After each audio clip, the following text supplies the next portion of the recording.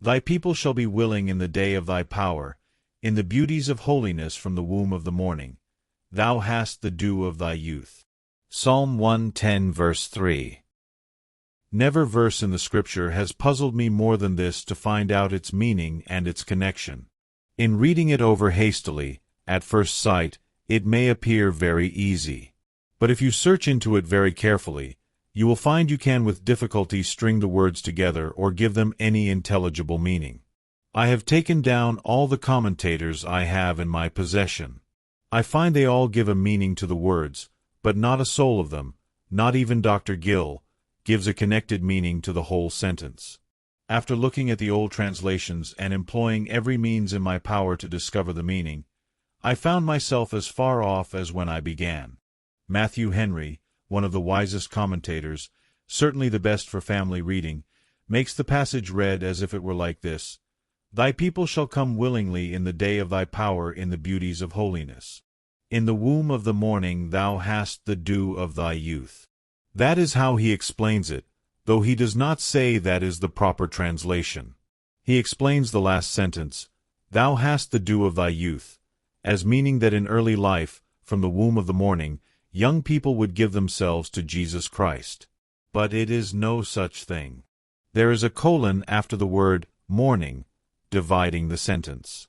Besides, it does not say, The people shall be willing, thou hast the dew of their youth, as it would read if it were as the expositors understand it. But it says to Christ, Thou hast the dew of thy youth. It was not until we had thoroughly looked at the connection of the verse and tried to catch the scope of the psalm that we thought we had hit upon its meaning. And even now we shall leave it with your judgment to decide whether or not we have gained the mind of the Spirit, as we hope we have. The psalm is a kind of coronation psalm. Christ is bidden to take his throne. Sit thou at my right hand. The scepter is put into his hand. The Lord shall send the rod of thy strength out of Zion. And then the question is asked, where are his people? For a king would be no king without subjects. The highest title of kingship is but an empty one if there are no subjects to make up its fullness. Where, then, shall Christ find that which shall be the fullness of him that fills all in all? The great anxiety we have is not whether Christ is king or not. We know he is. He is the Lord of creation and of providence. Our anxiety is about his subjects. Oftentimes do we ask, O Lord, where shall we find thy subjects? When we have preached to hard hearts and prophesied to dry bones, our unbelief at times says, Where shall we find children for Christ? Where shall we find people who will constitute the subjects of his empire? Our fears are all put to rest by this passage. Thy people shall be willing in the day of thy power, in the beauties of holiness, from the womb of the morning. And by the second promise, Thou hast the dew of thy youth. These thoughts are placed here to allay the anxieties of God's believing people, and to let them see how Christ shall indeed be king and never lack a multitude of subjects. First, here is a promise concerning his people. And secondly, here is a promise concerning Christ himself, that he shall always be as strong, as fresh, as new, and as mighty a Christ as ever. First, we shall look at the promise made to Christ's people. Thy people shall be willing in the day of thy power, in the beauties of holiness from the womb of the morning. Here is a promise of time, in the day of thy power. Here is a promise of people, thy people. Here is a promise of disposition, thy people shall be willing. Here is a promise of character, thy people shall be willing in the beauties of holiness. And here is a majestic figure to show the manner in which they shall be brought forth. By a very bold metaphor, they are said to come out as mysteriously as the dew drops from the womb of the morning. We know not how, but they are produced by God.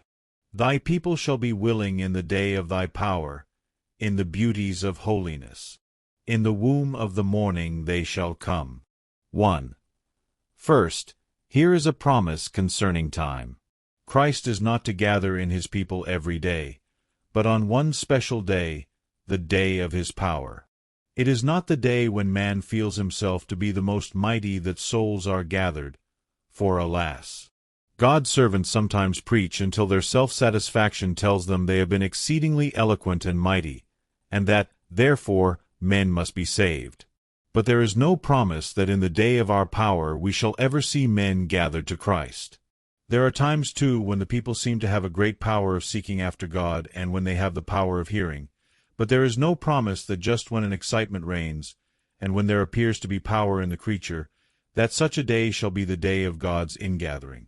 It is the day of thy power, not of the minister's power, nor of the hearers. The day of God's power, when is it? We take it, it is the day when God pours out his own power upon the minister, so that God's children are gathered in by his preaching. There are times, beloved, when the ordained servant of the living God will have nothing to do in preaching, but just to open his mouth and allow the words to flow. He will scarcely need stay to think, but the thoughts will be injected into his mind, and while he preaches, he will feel there is a power accompanying his word. His hearers, too, will discern it. Some of them will feel as if they were sitting under a sledgehammer, beating on their hearts. Others will feel as if the truth were stealing into their hearts and slaying all their unbelief, in such a way that they could not resist the blessed power. It will often happen that God's children will find an influence and a might irresistible going with the word. They have heard that minister before, they were delighted with him, they trusted that they had been edified and profited, but on that day there was a special striking home, every word fell on good soil, every blow hit the mark, there was no arrow shot which did not go into the center of the soul. There was not a syllable uttered which was not like the word of Jehovah himself, speaking either from Sinai or Calvary. Have you never known such times? Have you not felt them when you have been standing or sitting in the house of God? Those are times when God, by the manifestation of himself, is pleased to enlighten his children, to gather in his people, and to make poor sinners willing. There is also a day of power in every sinner's heart. For, alas, the general day of power which occurs to our congregation omits many, many over whom we have to weep, while hundreds shed tears of penitence, other hundreds sit stolid and unmoved. While some hearts leap for very joy, others are bound in the fetters of ignorance and are sleeping the sleep of death. While God is pouring out his Spirit till some hearts are full to the very brim, ready to burst, there are some dry, without a drop of the heavenly moisture. But the day of God's power is a day of personal power in our souls, like that day of Zacchaeus when the Lord said, "Make haste and come down."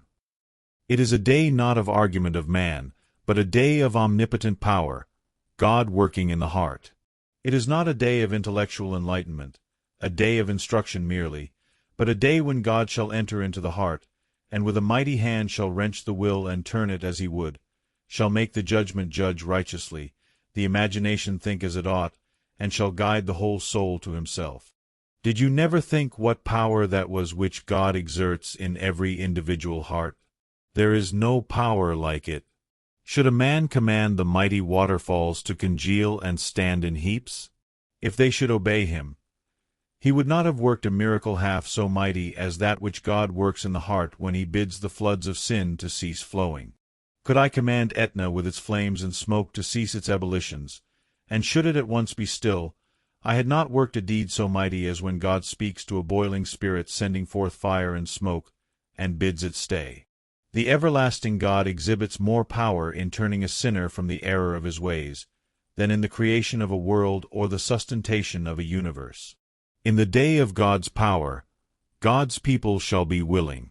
Beloved, we also look for a day of power in the coming period of the reign of Jesus Christ. I take it there is a time coming when the feeblest among us shall be as David, and when David shall be as the angel of the Lord. The time is approaching when every poor ignorant minister shall preach with power, and when every child of God shall be filled with the knowledge of God. We hope for a happy day when Christ shall come and shall cause the knowledge of the Lord to be spread so rapidly that it shall cover the earth as the waters cover the sea. We often cheer ourselves with this subject. Well, if we do labor in vain and spend our strength for naught now, it will not be so always. The day will come when the fresh wind of the Spirit will fill the sails of the church, and she shall go swiftly along. When the feeble hand of the minister shall be as mighty as the hand of the boldest Christian warrior who ever wielded the sword of the Spirit. When every word of Christ shall be as ointment poured forth, spreading perfume over a sinful world. When we shall never preach a sermon without effect. When as the rain comes down and the snow from heaven, it not only shall not return void, but shall water the earth, so that having already brought forth and budded, it shall bring forth fruit to the glory of God, that fruit, the destruction of idols, and the casting down of all false religions. Happy day, that day of power. Christians, why do you not pray for it? Why do you not ask that God would give his people might, and that Christ may speedily come and find his people willing? There is, however, another translation to these words. Calvin translates them, at the time of the assembling of their army, a jour de monteurs, in the day of the review. You sometimes say, oh, if a great struggle were to occur, where would be found the men to fight for Christ? We have heard timid believers say, oh, I am afraid if persecution should set in, we would find very few valiant for truth. Few ministers would boldly come forward to uphold the gospel of Christ. No such thing, believer. Christ's people will be willing in the day of God's armies. God never had a battle to fight yet when he could say, I have no soldiers in reserve. God never had an arduous campaign in which his armies were insufficient. Once the prophet said, Zechariah 1 verses 18-21, Then I lifted up mine eyes, and saw, and behold, for horns. And I said unto the angel that talked with me, What be these? And he answered me, These are the horns which have scattered Judah, Israel, and Jerusalem. And the Lord showed me 4 carpenters. Then said I, What come these to do? And he spoke, saying, These are the horns which have scattered Judah, so that no man did lift up his head. But these are come to fray them, to cast out the horns of the Gentiles, which lifted up their horn over the land of Judah to scatter it. God had enough men to cut off the horns and to build his house. There were 4. And he had the right sort of men ready to do his work. 4 carpenters were ready. Whenever a struggle is approaching, God will find his men. Whenever a battle is to commence, God will find the men valiant for truth. Never be afraid that God will not take care of his church. Thy people shall be willing in the day of God's battle. Are you undertaking some noble enterprise? Are you saying, Here is a grand endeavor to evangelize the world. Where shall we find people? The answer is, God's people shall be willing in the day of his armies. Some Sunday school teachers are complaining that in their church they cannot find enough to canvass the district. Why not? Because they have not enough of God's people, for God's people are willing in the day of his armies. We have complained that we cannot get ministers to evangelize. Why not? Because they are not thoroughly imbued with the Master Spirit, for his people would be willing in the day of God's armies when they are wanted. They always have willing hearts to be ready for the battle. They do not say, I must consult flesh and blood. No, there is the standard, up go God's soldiers. There is the battle, out go their swords. They are ready for the fight at once. They are always ready in the day of God's armies. Beloved, fear no struggle, dread no enterprise, neither think that the silver and the gold will be withholden from us. The silver and the gold are mine, and the cattle on 1,000 hills. Think not, however grand your ideas, that you shall fail therein. God's people will come forward willingly when he requires their aid. We believe that truth firmly. But we must wait for God's day. We must pray for God's day. We must hope for it. We must labor for it. And when it comes, God shall find his people willing, as they ought to be. 2. Next, we have here the promise of a people. Thy people shall be willing in the day of thy power. Nobody else. Here is a promise that Christ shall always have a people. In the darkest ages, Christ has always had a church. And if darker times shall come, he will have his church still. Oh, Elijah, your unbelief is foolish. You say, only I, am left alone, and they seek my life. Nay, Elijah, in those caves of the earth God has his prophets, hidden by 50s. You too, poor unbelieving Christian, at times you say, even I, am left. Oh, if you had eyes to see, if you could travel a little, your heart would be glad to find that God does not lack a people. It cheers my heart to find that God has a family everywhere. We do not go anywhere, but we find really earnest hearts, men full of prayer. I bless God that I can say, concerning the church wherever I have been, though they are not many, there are a few who sigh and groan over the sorrows of Israel. There are chosen bands in every church, thoroughly earnest men who are looking out for and are ready to receive their Master, who cry to God that he would send them times of refreshing from the presence of the Lord. Do not be too sad. God has a people, and they are willing now. And when the day of God's power shall come, there is no fear about the people. Religion may be at a low ebb, but it never was at such a low ebb that God's ship was stranded. It may be ever so low, but the devil shall never be able to cross the river of Christ's church dry-shod. He shall always find abundance of water running in the channel thereof. God grant us grace to look out for his people, believing that there are some everywhere, for the promise is, Thy people shall be willing in the day of thy power. 3. We next come to disposition. God's people are a willing people. Adam Clarke says, this verse has been woefully perverted. It has been supposed to point out the irresistible operation of the grace of God on the souls of the elect, thereby making them willing to receive Christ as their Savior. A doctrine which he utterly discards. Well, my dear Adam Clarke, we are extremely obliged to you for your remark, but at the same time we think that the text has not been woefully perverted. We believe that the text has been very properly used to show that God makes men willing. For if we read our Bibles rightly, we understand that men by nature are not willing, for there is a text you are extremely fond of which we do not think belongs to you, and which says, Ye will not come unto me that you might have life. And there is another text we would like to put you and your brethren in mind of, No man can come unto me, except the Father which has sent me, draw him. If you would remember that, we think, even though the text does not teach it, you might at least have some respect for the doctrine. But it says, God's people shall be willing in the day of God's power. And if we read it as plain English people, we look upon it as a promise that God will produce a people who shall be willing enough in the day of his power. And from the fact that no man is willing by nature, we infer from this text that there must be a work of his grace making men willing in the day of God's power. We do not know whether you think that fair logic. We think it is. We have been accused of having no logic, and we are not particularly sorry about that, for we would rather have what men call dogmatism than logic. It is Christ's to prove. It is ours to preach.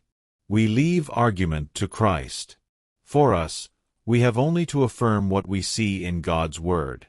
God's people are to be a willing people. We can tell who are the children by the fact that they are willing. I preached to many of you times without number. I tell you of hell. I bid you flee from it. I tell you of Christ. I bid you look to him, but you are unwilling to do so. What do I conclude from that? Either that the day of God's power has not yet come, or that you are not God's people. When I preach with power and the word is dispensed with unction, if I see you unmoved and unwilling to cast yourselves on Jesus Christ, what say I?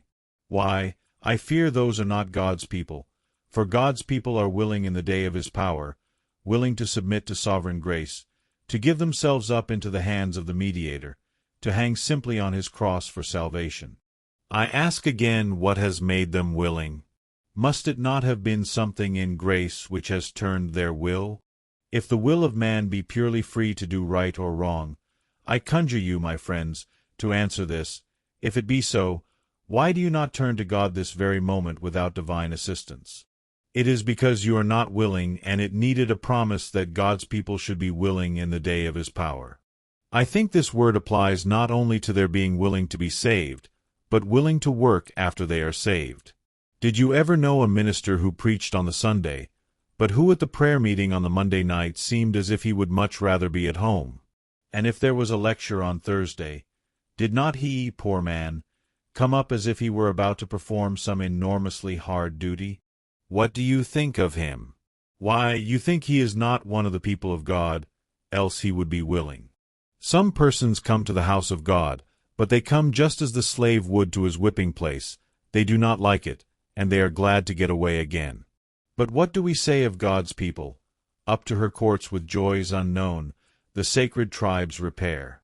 They are a willing people. There is a collection. The Church of God requires some assistance. One man doles out as small a trifle as ever he can to keep up his respectability. You do not think he exhibits the spirit of a Christian, because he is not willing. But Christ's people are willing. All that they do willingly, for they are constrained by no compulsion, but by grace alone. I am sure we all can do a thing far better when we are willing than when we are forced. God loves his people's services, because they do them voluntarily. Voluntarism is the essence of the gospel. Willing people are those whom God delights to have as his servants. He would not have slaves to grace his throne, but free men, who, with gladness and joy, should be willing in the day of his power. For we shall scarcely have time for a discussion of the whole text, but we must briefly notice the character of these people as well as their dispositions. Thy people shall be willing in the day of thy power. They shall be willing in the beauties of holiness. This is how they shall be clothed, not merely in holiness, but in the beauties of holiness. For holiness has its beauties, its gems, its pearls, and what are these?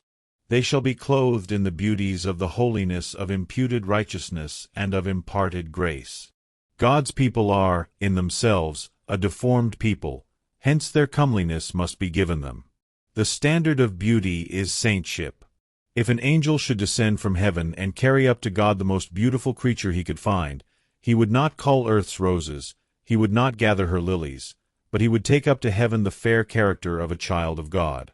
Where he found a self-denying hero, where he discovered an unselfish Christian, an ardent disciple, the angel would take him up, exclaiming, "Great God, here is beauty. Take it, this is your beauty." We walk along and admire statues and such like things, and we say, "Here is beauty," but the Christian has on him the true beauty, the beauties of holiness. Oh, you young, you gay, you proud, you ask for beauty, but do you know that all the beauties of this earth can do you no good, for you must die and wear a shroud? Time will rob you of your bloom, death will drag you to the tomb. But if thou hast the beauties of holiness, they shall increase and become fairer and fairer, and amongst the fair angels, you, as fair as they, shall stand decked in your Saviour's righteousness. Thy people shall be willing to come forward, and they shall be the right sort of people. They will be a holy people, arrayed in all the beauties of holiness. 5. Now there is a bold metaphor here which we must explain in the last place. The text says, "Thy people shall be willing in the day of thy power in the beauties of holiness." Now you understand that, but what do the next words mean, from the womb of the morning? Why, from the earliest periods of their lives, say the commentators, God's people shall be willing. No, it does not mean that. There is a bold and brilliant figure here. It is asked, where are they to come from? How are God's people to be brought? What means are to be employed? How is it to be done? The simple answer is this. Did you ever see the dewdrops glistening on the earth, and did you never ask, whence came these? How came they here so infinite in number, so lavishly scattered everywhere, so pure and brilliant? Nature whispered the answer. They came from the womb of the morning. So God's people will come forth as noiselessly, as mysteriously, as divinely, as if they came from the womb of the morning, like the dewdrops. Philosophy has labored to discover the origin of dew, and perhaps has guessed it. But to the Eastern, One of the greatest riddles was, out of whose womb came the dew? Who is the mother of those pearly drops? Now, so will God's people come mysteriously. It will be said by the bystander, there was nothing in that man's preaching. I thought I should hear an orator. This man has been made the means of salvation to thousands, and I thought I would hear an eloquent man, but I have heard a great many preachers far more intelligent and intellectual than he. How were these souls converted? Why, they have come from the womb of the morning, mysteriously. Again, the dew drops. Who made them? Do kings and princes rise up and hold their scepters and bid the clouds shed tears, or affright them to weeping by the beating of the drum? Do armies march to the battle to force the sky to give up its treasure and scatter its diamonds lavishly? No, God speaks. He whispers in the ears of nature, and it weeps for joy at the glad news that the morning is coming. God does it. There is no apparent agency employed, no thunder, no lightning. God has done it. That is how God's people shall be saved. They come forth from the womb of the morning, divinely called, divinely brought, divinely blessed, divinely numbered, divinely scattered over the entire surface of the globe, divinely refreshing to the world. They proceed from the womb of the morning. You may have noticed in the morning what a multitude of dewdrops there are, and you may have inquired, whence comes so great a multitude? We answer, the womb of nature is capable of 10,000 births at once. So, from the womb of the morning, God's children shall come. No struggle, no pang, no shriek, no agony is heard, all is secret. But they shall come fresh, from the womb of the morning. The figure is so beautiful that words cannot explain it. You have only to stand early one morning when the sun is beginning to shoot his rays of light up to the sky, and look at the fields all glistening with dew, and say, whence came all these? The answer is, they came from the womb of the morning. So when you find that multitudes are saved, and you see them coming so mysteriously, so gently, so divinely, and yet so numerously, you can only compare them to the dew of the morning. You say, whence came these? And the answer is, they have come from the womb of the morning. 2. Now the second part of the text is the sweetest, and we must have a little time upon it. There was a promise made to Christ concerning his people, and that sets our fears at rest concerning the church. Now here is another promise made to Christ, thou hast the dew of thy youth. Believer, this is the great source of gospel success, that Christ has the dew of his youth. Jesus Christ, personally, has the dew of his youth.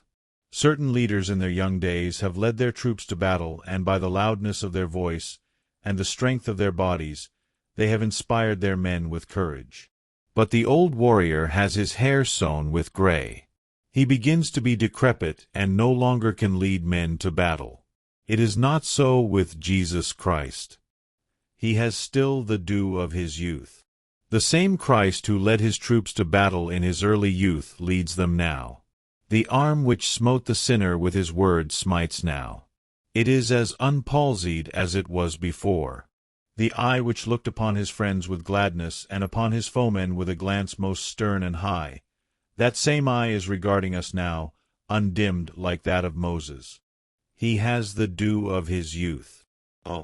It does delight us to think that Christ was God over all, blessed forever, in his youth, filled with almighty power, and he is just the same now. He is not an old Christ, a worn-out Christ, but our leader still. He is as young as ever.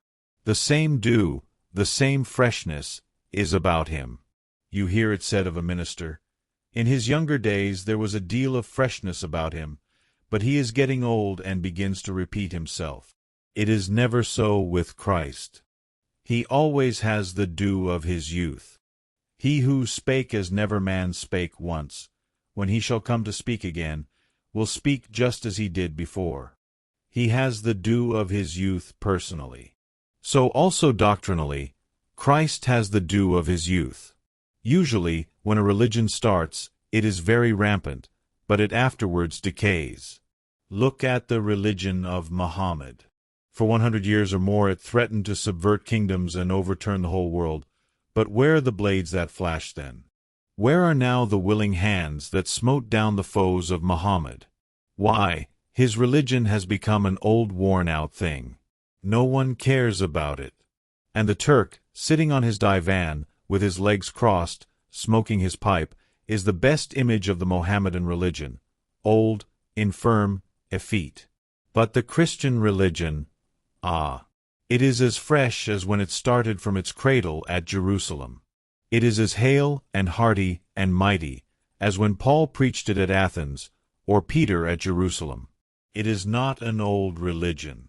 Not one particle of it has waxed old, though hundreds of years have passed away. How many religions have died since Christ's began? How many have risen up, like mushrooms in a night? But is not Christ's as new as it ever was? I ask you, you old gray-heads, you have known your Master in your youth, and you thought his religion sweet and precious. Do you find it useless now? Do you find now that Christ has not the dew of youth upon him?